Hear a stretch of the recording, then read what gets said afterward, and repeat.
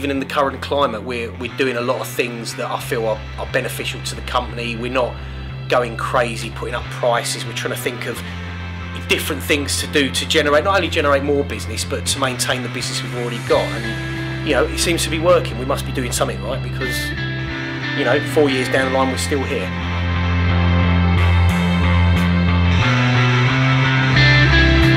I think we've got about 70 fans, and on the page, you know, we'll update things like if there's problems, or we had all the snow and all the problems with the weather, so we'll put updates on there for that.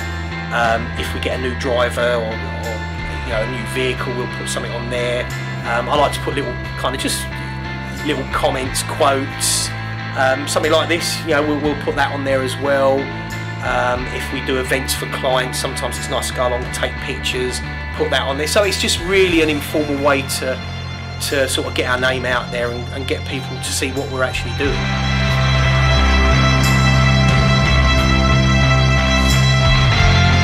Operators do sometimes get a little bit complacent. Oh, we've had this account for 10 years, don't worry about it.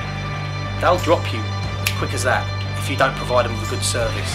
So even the accounts we've had since day one, you know, every sort of 3-4 months I'll ring them up and say, look, are you happy with everything? Is there anything you want to discuss? I'd like to come in and just say hello. These are not our friends, they're not our mates, they're not, you know, these guys pay the bills, they give us the business. Don't ever take that for granted. Don't ever think you're bigger than they are, or you know, you'll have a driver that's going to speak to a passenger like an old friend. No, be professional, keep personal and business separate, treat them with respect. You know, these people appreciate the work you do, and you just have to keep on that, and you just have to keep that going.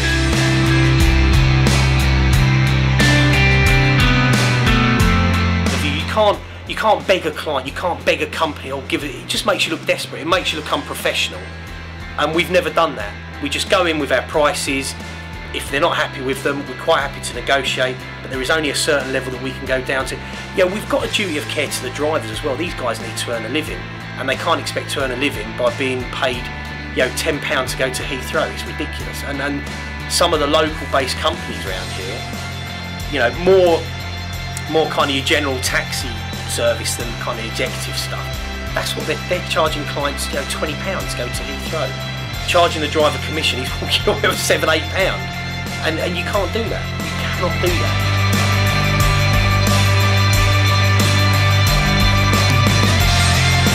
But obviously there will come a point, if it all depends what happens in March, this fuel stabiliser issue that they might do or they might not do.